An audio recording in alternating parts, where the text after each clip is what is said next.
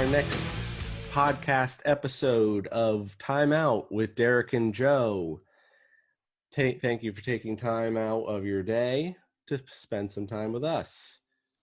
For Joe Azalina, I am Derek Cano, and for the second week in a row, we have a special guest joining us, Joe's brother, Mike. Welcome, Mike.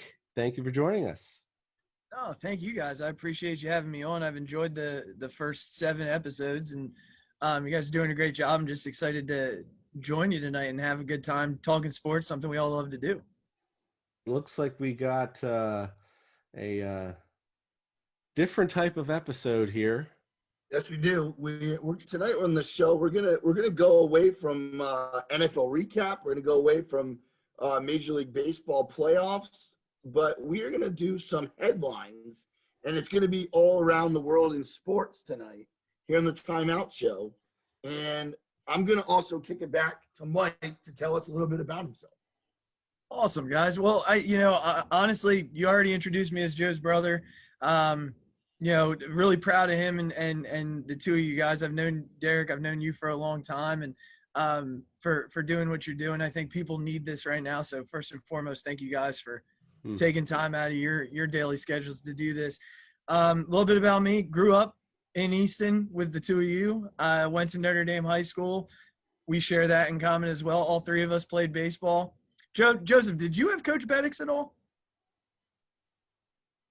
If I remember, I think my junior year he might have been the JV coach. So no, okay. But okay. I knew who he was. And then Coach Beddix. All right. Well, so Derek, you and I share that in common. We had Coach Beddix. Absolutely. Great guy, Coach Beddix. Shout out, my man. Shout out to you. Notre Dame, went to Elizabethtown College, studied elementary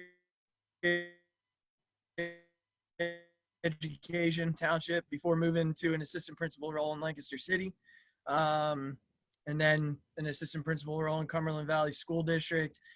Married my beautiful wife Andrea after we met at E-Town in 2013. But along the way, never lost my love of sports, everything from the Philadelphia Phillies to the Eagles to the Sixers and Notre Dame football. They brought me pain. They brought me joy, all 4 teams. But there's nothing like talking sports, and that's why I'm here. So thanks for letting me come aboard, guys. I'm excited to talk, and hopefully I don't mess it up too much for you guys. We're happy to have you, and we mess up enough anyway. Cheers, fellas. Absolutely. Thank you, Mike. So we're going to get started with our first topic here. As Joe mentioned, we're going to be headlining all around the world of sports, even some sports we may not know as well, but we're just going to hit the headlines a little bit. So our first headline actually came out just a few days ago, and we really think of it as high school sports. Governor Wolf came out with a new coronavirus guidance that places limits on the large crowds and how many people were allowed in and whatnot. Before now effective this Friday would be, what's tomorrow? I'm not sure. The 9th. The 9th. They're going to be able to have up to 25. Now it depends on how many seats are in the stands, but if there is 2,000 people or less, you're allowed 25% capacity. We're not going to do all the math off the top of our heads. If we do something wrong, people will make fun of us. So you can do it at home. But as far as indoor, up to 2,000 people is a 20% maximum capacity.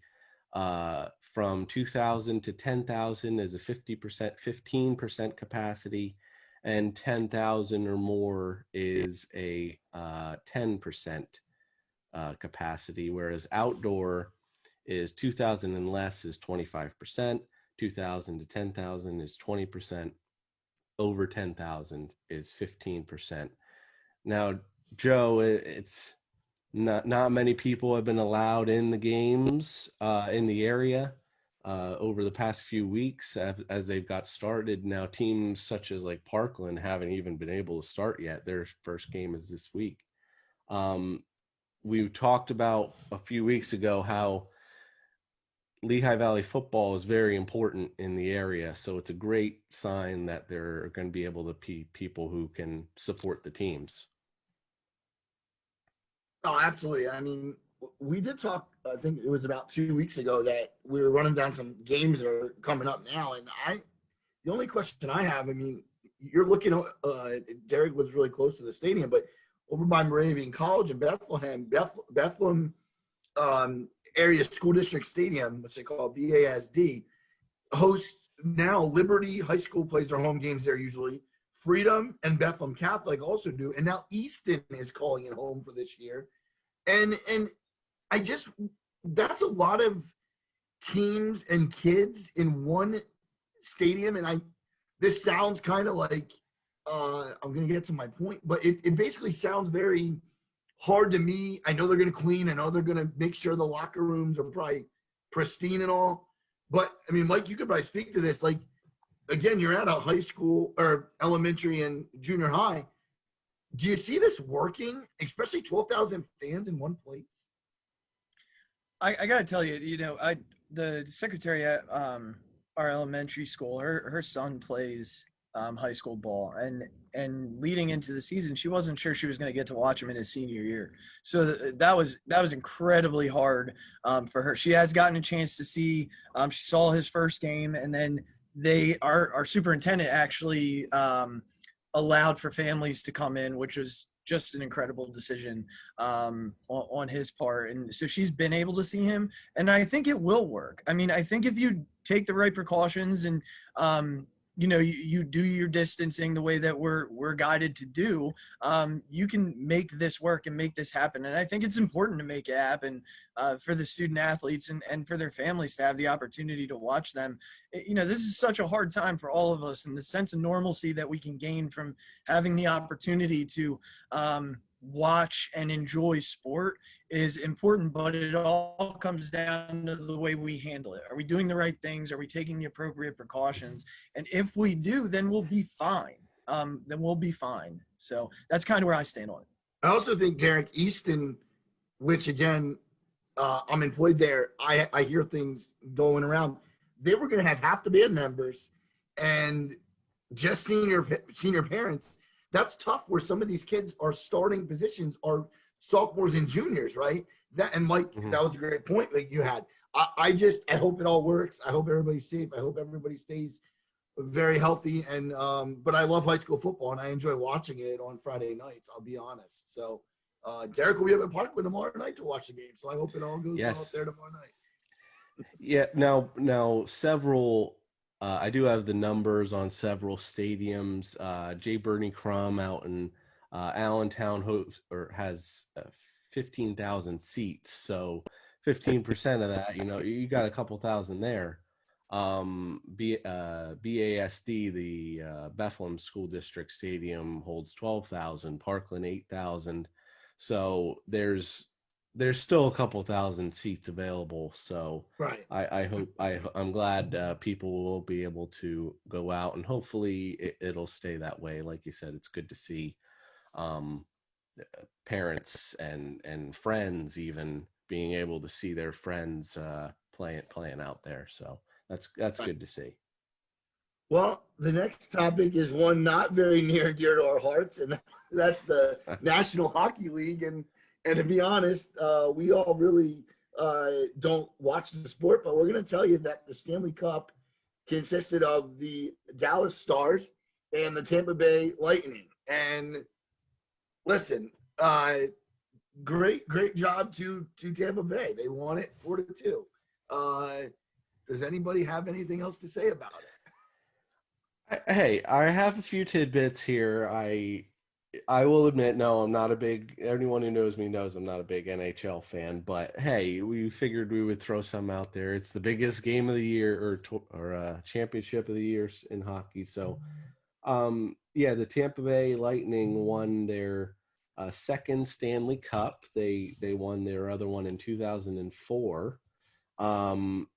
now it's kind of weird. I just thought about it, like Tampa Bay and Dallas. You wouldn't think hockey in Texas and Florida, but you would think more Canada or was somewhere up north. But no. But um, now I will throw out there that according to the commissioner, the NHL is targeting a January 1st start next year. So anyone who is interested in the NHL, January 1st, they're looking for. And I do have the top 5 betting favorites for next year, in case anyone is interested throwing some money down there. Are the Flyers in there? The Flyers are number 5. Number Oh, 5. Number 5 is the Flyers. Number 4 is the Boston Bruins. Number 3 is the Las Vegas Golden Knights. The number 2 is the Tampa Bay Lightning, and number 1 is the Colorado Avalanche. So anyone interested in talking hockey with us, you can probably not, but we'll throw out some tidbits. I will say this: over the course of all of the coronavirus, out of all of the sports, I would tip my cap first and foremost to the NHL for the way they bubbled and the way they carried it out. I'm not a hockey person. I told you guys I was going to tap out on the conversation. I have nothing to say about Lord Stanley's Cup other than congratulations to the Lakers fans.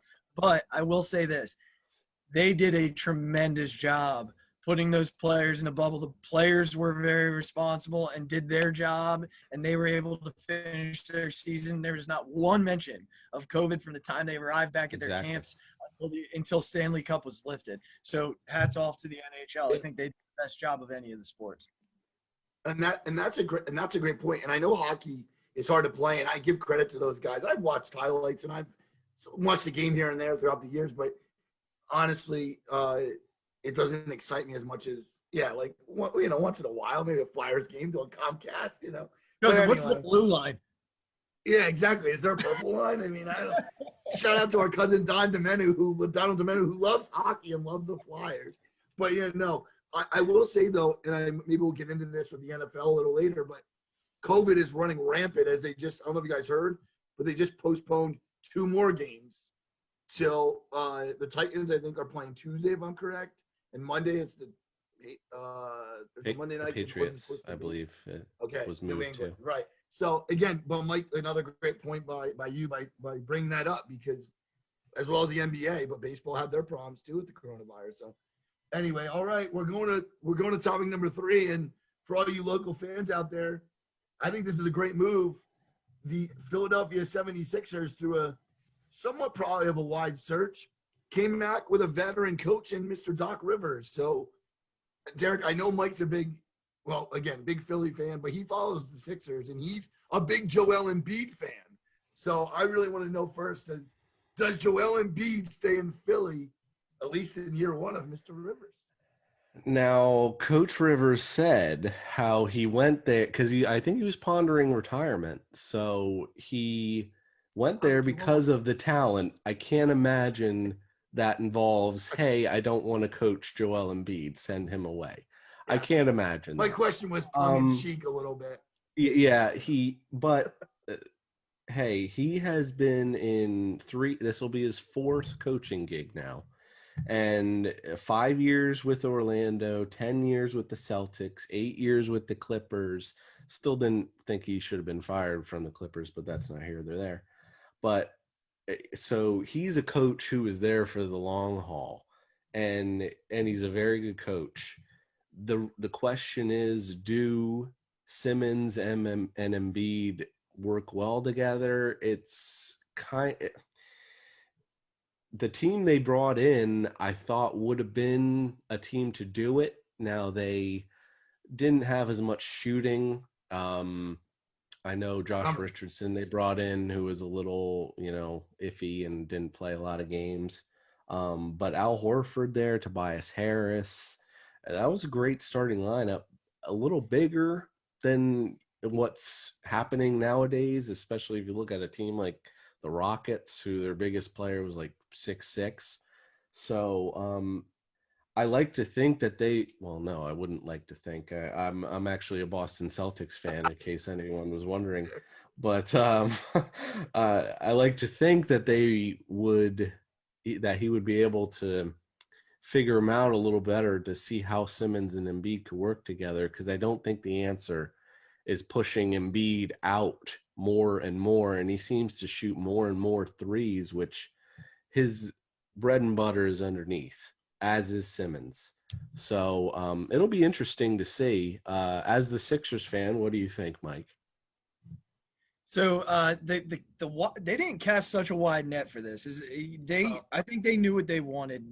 They had three guys really on the mind. Billy Donovan was somebody that was considered, but he was picked up before they even had a chance to bring him in. They brought in Ty Lue, who pretty much interviewed with one assistant coach, so they were not super interested in him. D'Antoni had a lengthy interview with some front office members, and they were heavily linked to him. And his style wouldn't have worked with what they have right now.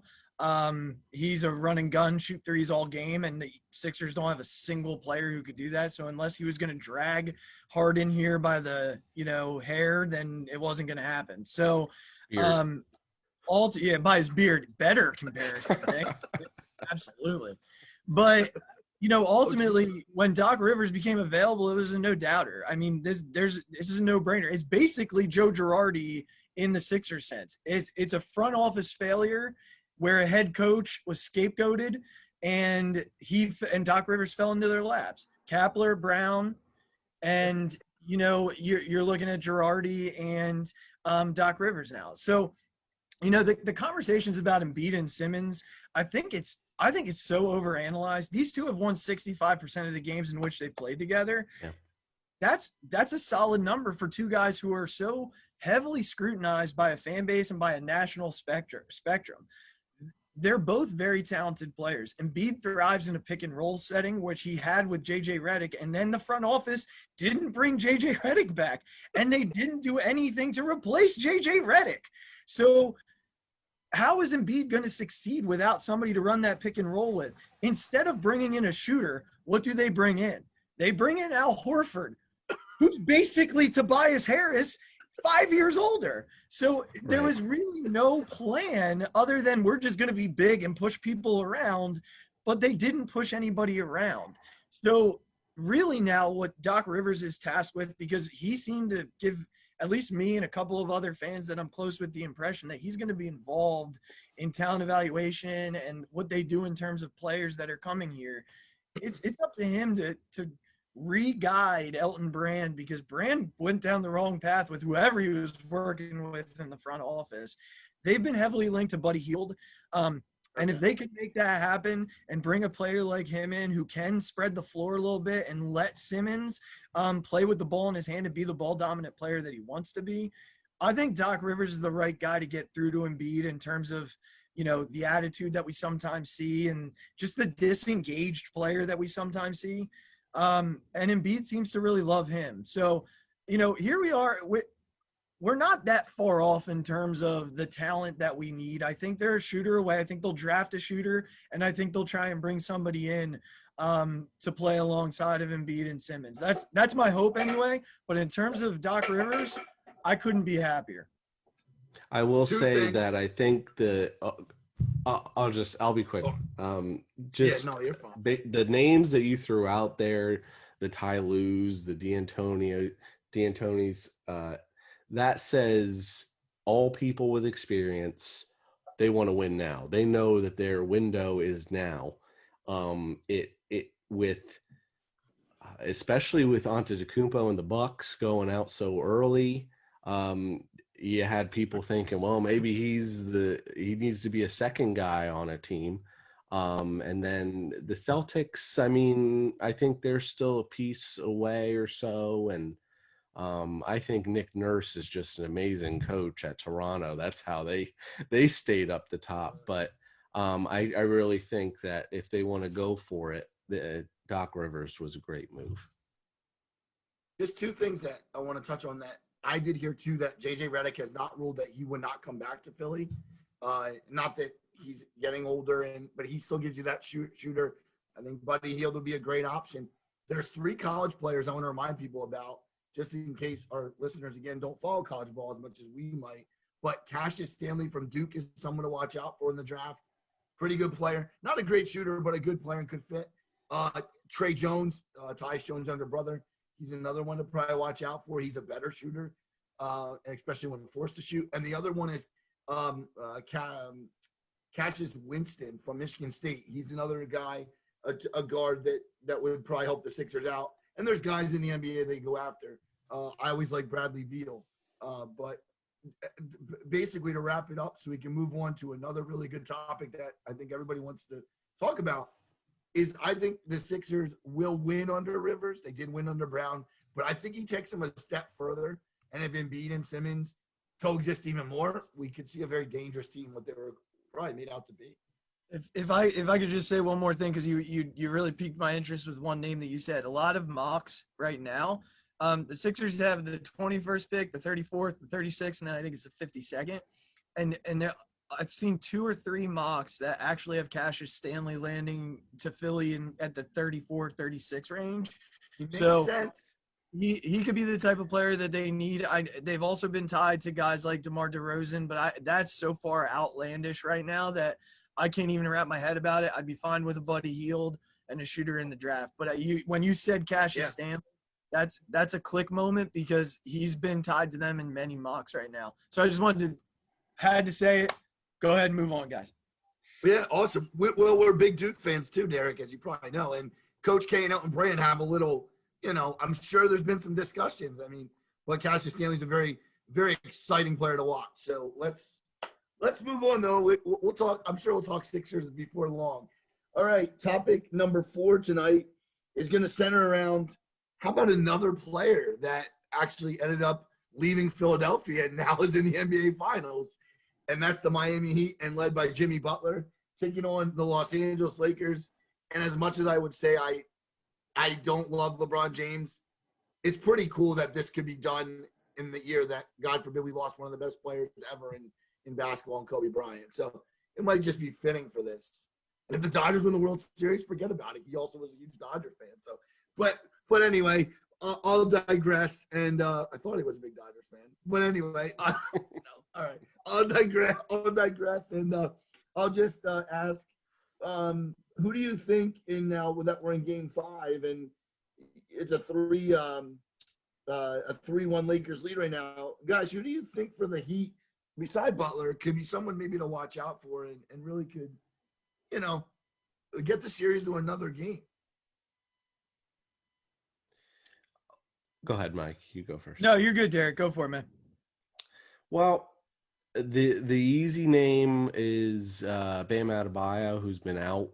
I think he missed a game or 2 earlier in the series. Now, they needed someone to match up with Anthony Davis, and he's one who can. He gets them a ton of rebounds. He's really might be one of the most improved players this year, was Bam Adebayo. But I really think it's the 2 shooters who can get, when they get hot, it's very tough to beat them, as I saw in the Celtics series. Tyler Hero is going to be a very good shooter, maybe JJ Redick-esque for Miami. And Duncan Robinson is another one on Miami who it's going to be tough to get them going because you got people like Danny Green on the other side, who's a very good defender, to guard them. And LeBron is going to guard whoever he really wants to that night. You can't really overlook Andre Iguodala, another former Sixer who has really become a great role player for a number of teams in a row, for Golden State and now joining Miami. He's been great, but I truly think that it's over. I don't think Butler and Adebayo will match up to Davis and James and the numbers they're putting up, which is probably like 30 a game between the 2 of them. So it's going to be tough. But I do want to say we have to. I know a lot of people don't like LeBron James, but you have to appreciate what you're watching because he's an amazing talent, and there may not be anything like him ever again. We don't want to get into the Jordan versus LeBron debate, but he's a completely different player. And to compare them and say, oh, he didn't have the clutch gene as LeBron, well, or as Jordan, but well, that's because LeBron is truly more also a facilitator who can find the people. So, but I think it's good to enjoy while he's still here because he probably only has a couple more years left. But I think he's going to take home another ring. Now we're Thursday night tonight, so I believe tomorrow, maybe tonight. Yeah, I think it's tomorrow is the next game, and I think they'll probably finish off the Heat there. 100% agree. So the Lakers have two of the top 3 players in the NBA right now. Like enough people talk about him in terms of what he brings to the table. He's the type of player that not many people realize can just take over a game at the drop of a hat. And you're right. He and LeBron, between the two of them in game 4, I believe, they had 50 combined. And you don't find too many players who can share the ball that way with their 2 different skill sets the way that they do. And, you know, it's funny to me because I say this all the time to people. When you put Embiid on the floor with Anthony Davis, Embiid just dominates the game. He has a way of dominating Anthony Davis, but Anthony Davis dominates everybody else in the league.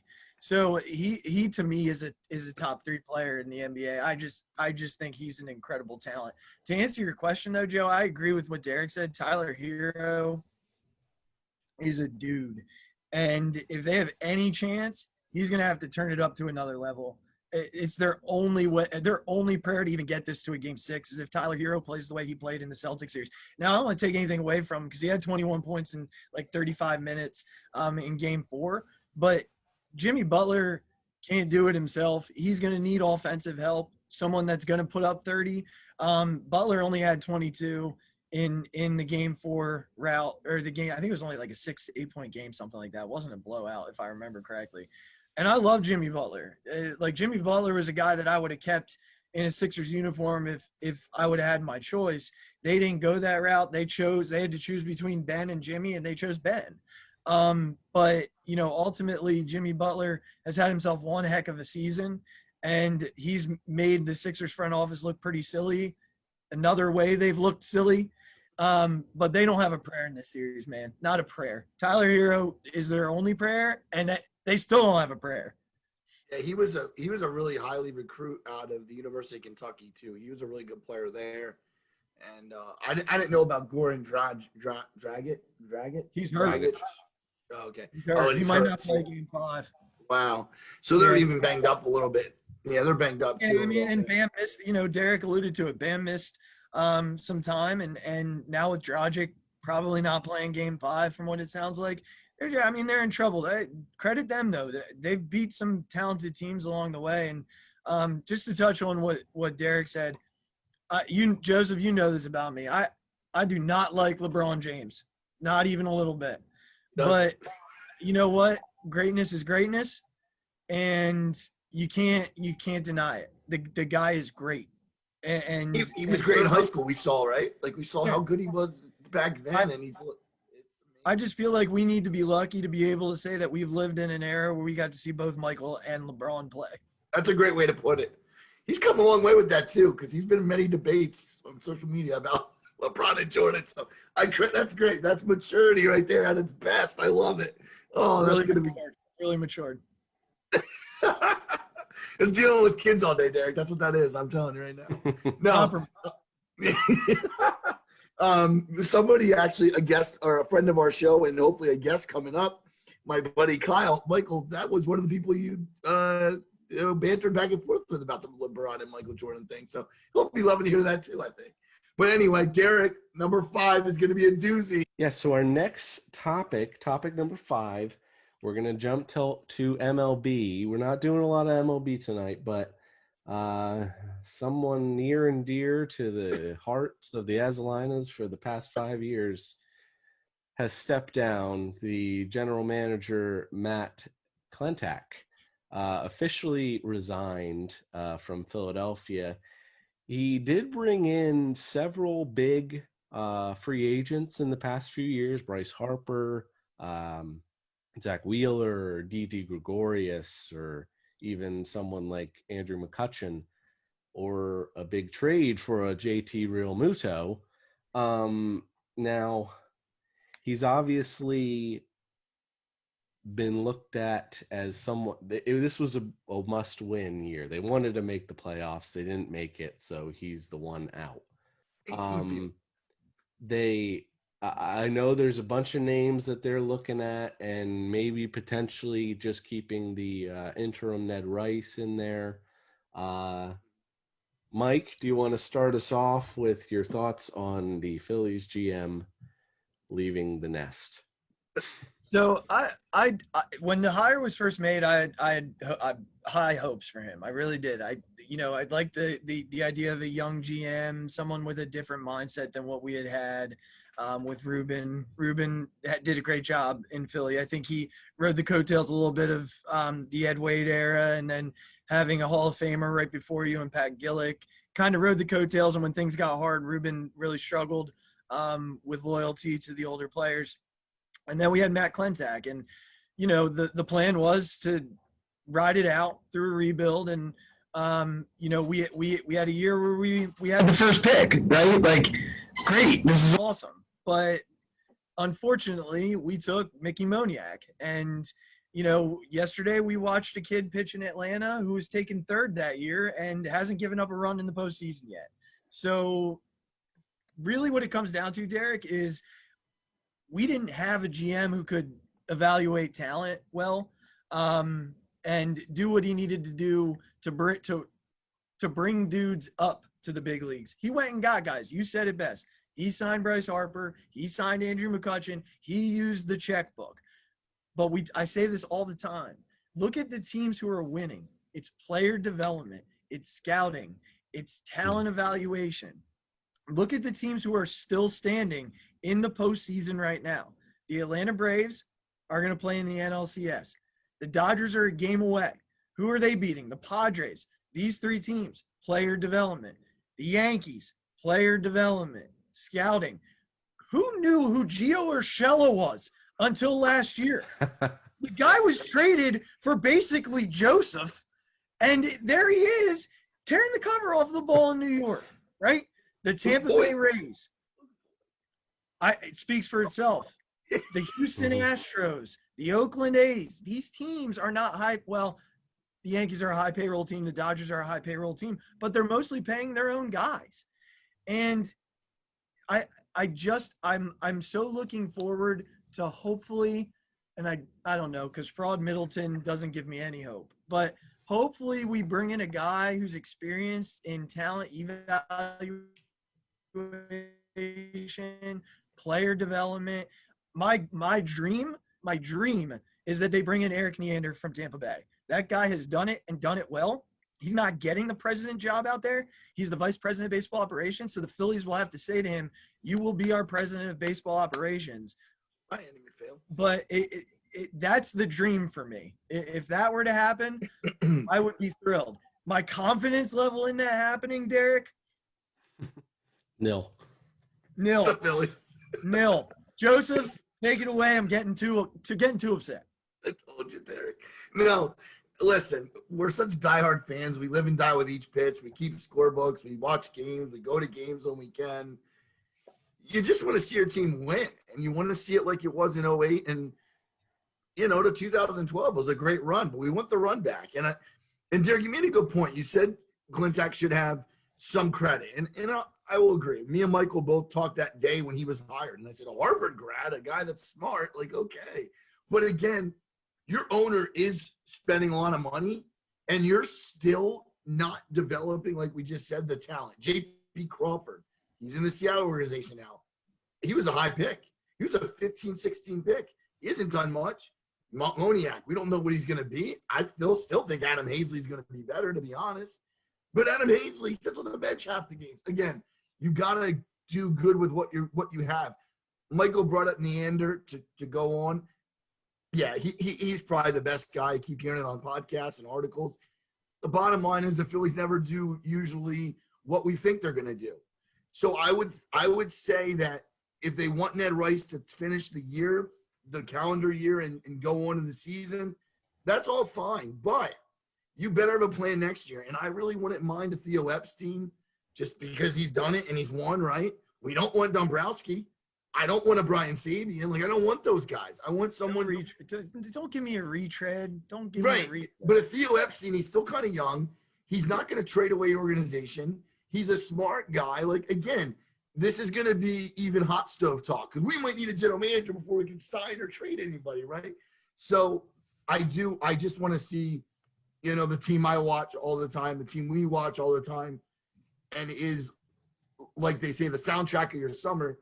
You just want him to win again. And hopefully John Middleton can look at it and say, this is what I need to do. Even if I have to pay off Clentak, where he's in one position now, or Mick Phail, who hasn't won a World Series since 89 or whatever. The bottom line is sometimes you need new voices and you need new bodies in your organization. And I think that's where the Phillies are right now. They have to do that. I have a little fun fact for you that kind of sums up the Matt Clentak era. Okay, because we'll live on that JT Real Muto trade for a long time. That might be our Ryan Sandberg trade, right? Thanks for that hard today, by the way. Because here's the deal: Sixto Sanchez has the opportunity. Look, when you have Pedro Martinez tweeting about you and saying this kid is me with better stuff, that hits hard for Phillies fans. And look, when we made the JT trade, we were all thrilled by it. We were. The trade looks more and more like a failure every day that JT's not under contract in Philly. But let me sum up the Matt Clentak era for you, just using Sixto Sanchez. Today he pitched in Game 3 of the NLDS against the Atlanta Braves. He got into a big jam early in the game. I think the bases were loaded. And he threw 5 consecutive fastballs over 100 miles an hour to get out of that jam. Do you know how many Phillies pitchers threw a 100-mile-an-hour fastball this year? Yeah, a big fat 0. So when I talk about player development and I think about Matt Clentak as a whole entity, the one player that could dominate a game is the player he gave away for JT Real Muto, who he did not re-sign when he had the opportunity to, and who might be wearing a Mets uniform for the next 5 seasons. So that'll sum up the Matt Clentak era. And that's a really disheartening feeling because we wasted 5 years, 2 of which came in Bryce Harper's prime. Those are my feelings, guys. It's not always sunny in Philadelphia, as the show said. All right, let's move on to college football. I knew that was going to be exciting. The Georgia Bulldogs hooked up with the Auburn Tigers, and I just want to name 4 players, and they all have one thing in common. DeAndre Swift, Todd Gurley, Nick Chubb, and I have a 4th one, and I'm missing them. But it's Sony Michel. They all were Georgia running backs. Right now, there's a guy by the name of Zamir White, okay? He's the latest. How good's he going to be? We're going to find out. They won 27-6, and they are in the top 5, which we'll go over in a little bit. Derek, is Georgia now out of the Jake Fromm era? Do they have enough? He was a good quarterback, don't get me wrong, but he didn't win the big game because they never got there, right? Mm-hmm. Again, like where's Georgia going? Like what are they? In your opinion, what do you think about Georgia? Probably the Sugar Bowl again, or wherever the semifinal game is. They're not going to be there with the big dogs. They're not going to be there with Alabama or Clemson. I really don't think. Stetson Bennett looked pretty good. Georgia, and you mentioned all the running backs, and Georgia's never been a let me chuck it in the air down the field. They've never been that. They've been a stuff it through the line. We're gonna run it, and you have to stop us. Right. And like you mentioned, Zamir White is just the next in the line. And now Auburn, it's hard to kind of grasp where Auburn is at. Now Bo Nix has kind of been the name thrown out there as someone who could be the next really good Auburn quarterback. It's tough to see. They didn't really do much against Georgia. Whereas Georgia ran for over 200 yards against them. It's going to come down to the same teams, the Georgias. I know LSU is missing a couple people this year who may have opted out, but Alabama. So it's going to be the same deal. And Notre Dame might it's sneak whether or in there. not they can beat Alabama. Yeah. Now, the other thing is, to both of you can answer this. Do you think Justin Fields, the high recruit and now the Ohio State quarterback, I think he was verbally committed to Georgia. He changed his mind. Do you think he went to Ohio State because he realizes he's going to throw the football more? Because like you said, Georgia doesn't always throw the football down the field all the time, right? Mike, take that first, maybe. Yeah, I don't know. I don't know if that's the reason. It's hard to say that what the reasons are behind it. I really like Stetson Bennett. He kind of reminds me of what they've had in terms of a quarterback in the past. He's definitely not a guy who's going to push it down the field. I think he only had like 25 attempts last week and barely over 200 yards, somewhere around that. I know he did throw a touchdown pass. They're gonna ground and pound all day. That's who they are. That's who they'll continue to be. They're not gonna try and throw the ball downfield a whole lot. They have athletes that can go and get it, but they're especially against teams that they're gonna play. They're gonna want to slow the game down a little bit. That's Georgia. That's Georgia football. I was impressed with what I did watch of that game. That defense continues to just be fast. Like they're always fast, and they're gonna be fast. And I'll be curious to see what the next few weeks look like for them. I took a look at their schedule. They play 3 ranked teams in the next 4 weeks, including 2 top 5s. So they play Tennessee this coming weekend. And then I think it's Bama, and then Bama, Kentucky, Florida is what I believe they have in the next week. Wow, so we're gonna see what That's Georgia the SEC for you. Yeah, that's the SEC. You're exactly right. And then they kind of skid through the rest of the way with some weak SEC schools. But here in the next 4 weeks, we're gonna see what Georgia's all about. It's gonna be a fun 4 weeks for Georgia because like we said, are they really going to be able to push it? Well, we're going to find out. We're going to find out quickly. That's not a cheap game. Tennessee's playing well this year. And obviously that Alabama game is one to look forward to in a couple weeks. Tennessee's ranked 14, by the way. And they're playing a lot better than a lot of teams people in 4 weeks. And then Kentucky to boot. Wow. Well, it is. It's going to be really interesting to see how Georgia ends up the year. And Derek, we're going to hold you to that prediction of the Sugar Bowl. I don't know who's going to the Sugar Bowl, but I imagine they're going to be one of them. We're going to make it to the Sugar Bowl. No, just hopefully we will. All right. So let's go on and we're going to dive in a little bit to the top 5. But before we get there, there's 5 teams in the top 25 that are ranked from the Big Ten. So you have Minnesota at 25, the Michigan Wolverines at 20, Wisconsin at 16, Penn State at 9, and Ohio State at 6. I find this kind of interesting because they haven't played a football game on a football field, even against each other yet. So what does this mean now when you have SEC, ACC? You could have had a Notre Dame, Wisconsin at Lambeau Field, which we were thinking was going to happen before COVID reared its ugly head. But Derek, does this mean something when it comes to just seeing these big time schools playing football? And now Penn State's the Big Ten's got to basically play catch up a little bit.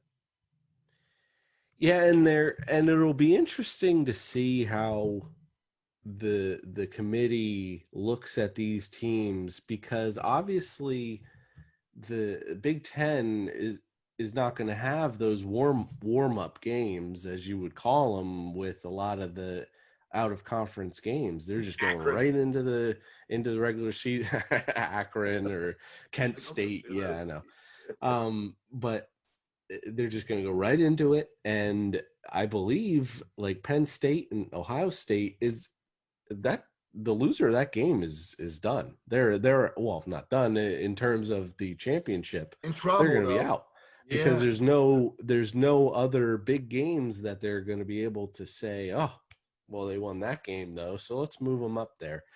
The loser is out, and that's the second week of the season, I believe, which is around Halloween, I think. That's It's So- Halloween. it is Halloween. It's on Halloween. No, Yeah. very scary Wow. for Penn State. Yeah. Well, so and it's I mean, I realize why they're in there because the Big Ten always has good talent at the top. On the bottom, it's definitely not as top to bottom good as the SEC or maybe even the ACC. You don't Right. see teams like Indiana or Illinois Even Purdue sometimes. ever really competing with the top teams, and it should be interesting to see. Now again, I just wonder what it's going to be like in Happy Valley with not a lot of fans there. No one's ever seen it before in I don't know how many years. So, and I'm sure a lot of those players are going to be a little thrown off maybe, but the Pac-12 has kind of been down for quite a few years now. So ultimately, there's going to be a Big Ten team in there in the top Final Four. There's going to be an SEC team, an ACC team. And then it's where the fourth teams come from, usually the SEC. But ultimately, it's probably going to be one Big Ten. And it may even be that Penn State and Ohio State winner really early in the season. The two Yeah, things. Go ahead. I agree with that. And just briefly, as I look at the rankings, there's only one team that's really in it right now. Like Penn State's on the outside. They're number 9. That second week will really determine their season for the most part. One sneaky game for them this year is that Maryland game. Just pay attention to that game. I'll be interested to see how that goes. That Maryland culture's changed a little bit. But the Ohio State kind of sneaking in there in front of Miami right now. If Miami takes Clemson this weekend to the limit, I'll be curious to see what happens with the AP top 25. Because even a one-loss Miami that plays with Clemson, to me, belongs in front of an Ohio State team who's yet to play a football That's game. what I'm saying. Exactly. For sure. Yeah. I'll just be curious to see what happens. They're behind them right now, but if they play with Clemson, there's no reason for them to be sitting behind an Ohio State or a Penn State for that matter, as far as I'm concerned. Well, two things. And number 5 is Notre Dame, by the way, at 2-0. Number 4 is Florida. 3 is the Bulldogs of Georgia. 2 is the Alabama, and 1 is Clemson. Mike, as being big Notre Dame fans as we are, what do you think about? Does Notre Dame trip up before they get to Clemson? Is there a team out there? Before they get to Clemson, they'll have Florida State this weekend. Florida State's banged up, but Notre Dame hasn't played in 2 weeks. So and it's a night game. Louisville, I don't know if you watched the Louisville-Miami game, but that Louisville defense is like a sponge. Like, they're not stopping anybody. It's basically like watching the college version of Dallas right now. So Kyron Williams and Chris Tyree can run all over the place. Yeah, absolutely. And then Pitt and Georgia Tech, Pitt's a rivalry type of game for them, so anything can happen there. And Georgia Tech, I don't really see that. If they get to that Georgia Tech game, there's no reason they shouldn't get to Clemson undefeated. What I love about this whole conference thing that everybody's yelling at Notre Dame to be part of is that if they lose that Clemson game, they might get a mulligan against Clemson. That's the best thing ever. Like, you get a mulligan with your conference championship game. Like, take it all day. That's like, and Derek, I don't know if you remember, but Clemson, I was very keyed up and fired up for the game a couple years ago where Notre Dame had a chance and in the beginning had one of their star defensive players got hurt, Julian Love, and then Ian Book like a deer in the headlights and the whole thing. But do we want to see that game twice this year? I know Notre Dame's talented. I know they probably could play with Clemson, but if the first one doesn't work out so well, I'm not sure if I want to sign up for the second one. I do. Okay, talk me into it. I mean, why wouldn't you? Why wouldn't you want Never to learned. play the best team in the country twice? Like, this is what everybody yells at Notre Dame for. You don't play a conference title game. You don't belong in a playoff. You don't belong in a playoff. Look, here's the thing. Ultimately, Notre Dame is Notre Dame. They have the NBC contract because they were given that based on their tradition and everything they've done in college football. They're not giving that up for anything. It's a recruiting tool. It pays for a lot of things at the university aside from football that people don't even realize. Read up on it if you don't like it, but it's the facts. They truly use that money for things aside from football. So Notre Dame this year has the opportunity to play in a conference. I would love to see them win the conference and then walk away from the conference and say, oh, we did it. It was boring. We're moving on. That would be something. This And Brian Kelly would schedule be, is far easier than any schedule they've played in the last 10 years. yeah, their schedule is a lot. Yeah, no USC, no Michigan State, no whatever. No Yeah, travel out west. They don't go out west one time. They have the most travel of any college football team in the country. No one talks about that when it comes to their schedule. It's, oh, well, they play this team or they travel out west from the like eastern part of the country. No Big Ten team's doing that. No Big Ten team is doing that. No That's SEC true. team is traveling out west to play a football game. When they play those games, they're playing at neutral sites. Notre Dame travels to Stanford, USC every single year. Every year. No Yeah. one has that conversation, but it's fine. Let them hate. Let them hate. But- I'm going to get off the biasness. I got to go. I got to get off of it. All right. Well, Derek, you're up for the next topic, bud. Yeah, so we're just gonna throw out a couple. Moving on to the next sport here, we're just gonna throw out a couple of NFL games.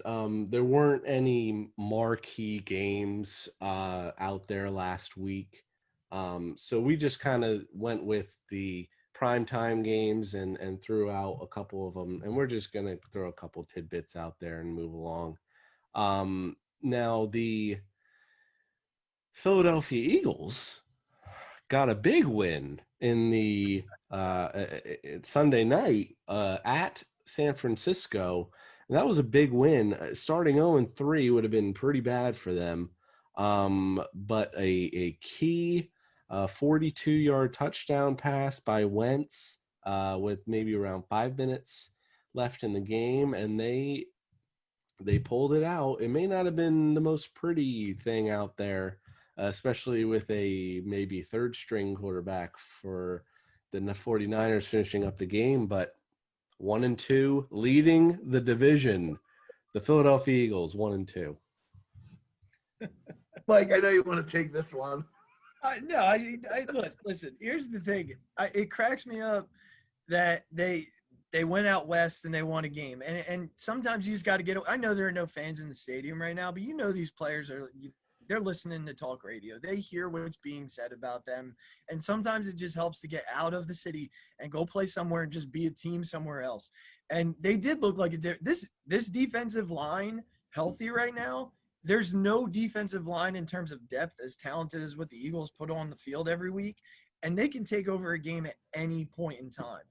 That's what they're going to need when they move to this weekend. But watching this Niners game, I mean, watching Jannard Avery play the position that they traded for him to play, this is a dude who they traded a 4th-round pick for. He's not very big, and he's playing defensive end, and they stood him up last week, and he was just like a shot out of a cannon. He made some big hits that really changed the game. The McLeod interception, had a couple of sacks, really was a game changer. But just because I have to talk about what Carson Wentz was throwing to this week, here were the receivers, the players who made catches for Carson Wentz. Travis Fulgham, Old Dominion product. Travis Fulgham. Basketball, Caught the usually. touchdown pass. Greg Ward, who's actually become a really reliable weapon for Carson. Impressive. He's impressive. Richard Rodgers, who people probably forgot about from his Packer days, he had 3 catches this week. Miles Sanders, who we all know is an extremely talented player. John Hightower, who was his number 1 receiver coming into the night, basically, was a 5th-round pick. Zach Ertz had 4 catches for 9 yards, 4 for 9. And Adrian Killins Jr., who was an undrafted free agent. So Carson continues to do it with his back against the wall and not a lot around him. He struggles when he's got his guys for some reason, but when his back's against the wall and he's playing with basically me, you, and Derek out there, like it's a whole different ball game for him. He really, he figures it out. They're running a lot more with him, which I like. But Joseph, I don't know how much you watched and what you saw, but I mean, obviously, I'm happy for a win. They still have a long way to go. But I'll be curious to see what your thoughts are. I remember talking to both of you, I think, after the Bengals game. And I mean, Joe Burrow kind of made their defense look pretty pathetic at times. Now, again, that's one game, and they come out, and I'm telling you, and Al Michaels said it on TV. If that defense plays the way they did, like you said, the line, even some of the defensive backs, except for George Kittle, who, by the way, killed me in fantasy. the Eagles are fast, and they're going to be able to make plays. Slay, a good pickup there. I think it was a trade maybe. And their offense, listen, I love watching Jackson play. He needs to stay in the field. Like, that's important for it. They got to have him and Jeffrey and company and Sanders, of course, out of the backfield. Listen, they beat the Steelers. I said it before. I'm going to say it again.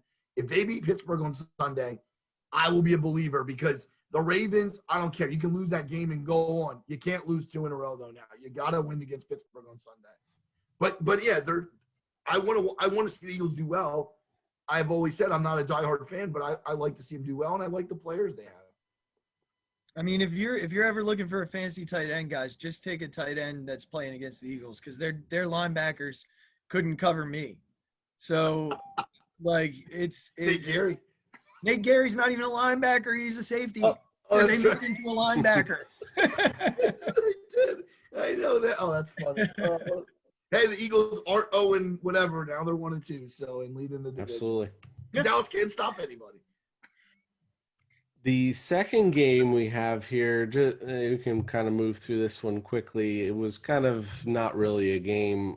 Kansas City Chiefs and the New England Patriots came in at 3-0 and 2-1 respectively. No Cam Newton because of a contracted coronavirus for the Patriots. So Brian Hoyer, journeyman Brian Hoyer, took the helm. I believe he ended up leaving maybe with an injury, or maybe he wasn't playing too well. But Jared Stidham came in, who was potentially taking the helm from Tom Brady, but threw a couple picks, and the Patriots really never got going. Patrick Mahomes, 2 touchdowns, Tyreek Hill touchdown. I think it's more saying about the Chiefs just continuing to roll, huh, Mike? 13 straight wins, man. Like, they're ridiculous. Belichick tried to Belichick him early. I mean, Mahomes didn't touch the ball for a long time. I mean, he was really just trying to keep the ball out of their hand, keep possession. And he was doing a good job, but Hoyer turned over the ball twice at the end of the first half, he held on to the ball, got sacked with no timeouts, and knocked him out of field goal range. They would have tied it. And then possession coming out of half, he fumbled in the red zone. So can't turn the ball over against a team like the Chiefs. They're going to make you pay every time. 13 straight wins. They've got weapons all over the field. Tyreek Hill, McCall Hardman. Mahomes might be one of the greatest quarterbacks in this generation. So, yeah, they're just going to keep rolling, man. It's definitely going to be difficult to beat that team. The one guy I think we have to definitely point out, and we've talked about him on the show, and I said he's probably going to be the rookie of the year, and that's running back Clyde Edwards-Helaire. And it doesn't look like anybody's going to stop him. I go against him in fantasy this week, so that's not going to be good for me. But no, like, they got so many weapons. Tyreek Hill, Hardman, Sammy Watkins. They're just and Mahomes is so good at what he does. He's such a good quarterback. So, that probably wraps up the Chiefs and the Patriots. I would say that, the Chiefs with a nice win again. Yeah, and we're just gonna, for our last topic of the day, just a quickie one here. We're gonna just throw out how there is a number of undefeated teams still left in the NFL, 6 in fact. We're just going to run through each of those undefeated teams. I'm going to ask both Mike and Joe Do they think that they are going to be a contender for the rest of the way, or are they a pretender for the rest of the way, and maybe they don't even make the playoffs? The teams who are undefeated are the 4-0 Green Bay Packers, the 4-0 Kansas City Chiefs, 4-0 Buffalo Bills, 4-0 Seattle Seahawks, 3-0 Tennessee Titans, and Pittsburgh Steelers. So let's go with contender, pretender, and one reason why for each team. We'll start off with the Green Bay Packers. Joe, what do you think? Absolute contender, and Aaron Rodgers to Devontae Adams is my reason. Too hard to stop. Yeah, contender, angry Aaron Rodgers. You draft his replacement, and he's just a totally different animal this year. Derek, where's he going again? Where's he going after Green Bay? Probably Chicago, but I guess we'll have to see. Love it. Contender for me, as a Packers fan, I have to say contender. Kansas City Chiefs 4-0. Mike. Yeah, contender, and because of everything. Safe to say. Just everything. There's not a weakness. Yeah, I'll say contender, and how about we say Andy Reid / too much talent. Love that guy. Yep. Contender for me as well. Too much on offense, too much speed. Buffalo Bills 4-0. What do you think, Joe? Eric, I told you, I said Bills over Patriots. I'm sticking with You it. did. Josh Allen to Stephon Diggs or John Brown. They're really exciting to watch. And if they continue this, I'm on the Bills train. Yeah, contender. I'm a Josh Allen guy. Have been the last few years. He continues to get better. The deep ball's gotten much more accurate, and that's really helped his game. That defense is tough. Contender to a point, but contender. I have to go with my pick, which is at them at 8-8. So I have to say pretender. I'll give you a reason why. 4 victories for the Bills. New York Jets, Miami Dolphins, good game against the Oakland Raiders, and the Rams, who didn't really show much last week. So not the best team so far. We'll see how they do the next 2 weeks against the Titans and the Chiefs. That'll be the real test. The next undefeated team and the 4th team, 4-0, Seattle Seahawks. Mike, contender, pretender. I'm going to say contender for a couple of reasons here. First of all, the NFC just isn't very good overall. Like the conference as a whole, I think that the NFC title game has already been talked about on this show, and that's the Packers and the Seahawks in my mind. But Russell Wilson, the guy is every single year endlessly underrated. No one gives that man the credit that he is due. He is a tremendous, tremendous player. Smart, talented, everything he does well. And now he has 3 big-time weapons around him. And even when that line's beat up, he's so difficult to figure out. You cannot do anything to confuse him, to rattle him. He is just as consistent as they come. So that absolutely contender. As long as you have Russell Wilson under center, you're a contender. Listen, 2 things. I can't not say contender. I have them in the NFC title game, but I have them against the Saints. I have Breeze and Wilson. I want to see it. That's why I said it. Packers could be there. I would be okay with that. Bottom line is, you have a freak athlete like DK Metcalf. You have Carson in the backfield, and you have Lockett, who seems to be his number 1 receiver right now. And then you have Russell Wilson. I mean, he averages like 60 fantasy points a week as I have him. Yeah, Seahawks, absolute contender, and I think they go real far this year. Contender, I have him in the Wilson. Yeah, absolutely. I have him in the Super Bowl for sure. Final 2, Tennessee Titans 3-0. Mike, real quick. Pretender all the way. And here's the thing. the COVID stuff aside, at some point the quarterback's going to have to win you football games, and I just don't trust him to win them football games when the time comes. They're gonna play defense. They're gonna run Derrick Henry until his legs can't move anymore. But at some point, he's got to be able to carry them, and I just don't know that Ryan Tannehill has it in. Well, I did have them with a crazy record. I kind of agree with that though. Tannehill's not very good, but I still love Henry. You know what? I'm gonna say pretender with an option out of like a wild card game. Like I was gonna, because Henry might. They'll make the playoffs. I mean, Derek, I'm sure. Further. I'm sure you agree. I just don't think they're a contender for a Super Bowl. Oh no, they're not. No. Yeah, pretender. I would say pretender, but Henry still beats. I'm gonna say pretender too. Again, beat the Denver Broncos, the Jaguars, and the Vikings, who have not been very good this year. Again, I think they may make the playoffs, but not for a title. Last one, real quick. Pittsburgh Steelers behind Big Ben. Joe? Well, you said it, behind Big Ben. He's back. He's looking pretty good. We'll see how he does with the Eagles defense on Sunday. James Conner is pretty much a really good running back. They have weapons in Schuster. I'm going to say pretender because I don't know if the defense is going to hold up the whole year. So I'm going to say pretender here.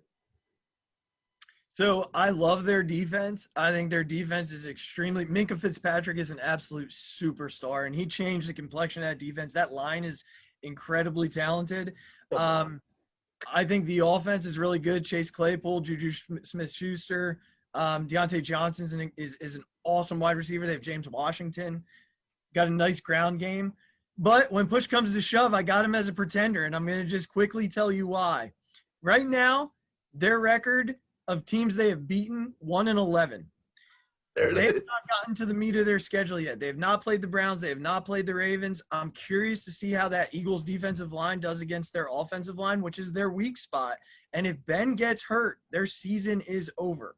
That's plain as simple as it comes. He is one hit away at all times from his season being over. And I think that the Eagles defensive line is a nightmare matchup for that offensive line. I say pretender. That offensive line isn't good enough. They got a blitz on Sunday. I agree, pretender as well. So that will wrap it up for us. Thank you, Mike. Really enjoyed our talk tonight. Thank you very much for coming on. We will have a division series and championship series, maybe live, maybe not. We're going to see. Coming out on Sunday. And we hope everyone watches. We hope you enjoy this episode. Thank you very much, Mike, for joining us. We hope to have you back again soon. No, thank you guys. I really appreciate it. Hot stove talk coming soon on the timeout show. Thanks, guys. This is great. Yeah. Thanks, guys. This has been a blast. So that was the Timeout show. Timeout with Derek and Joe. Thank you for joining us. Take care.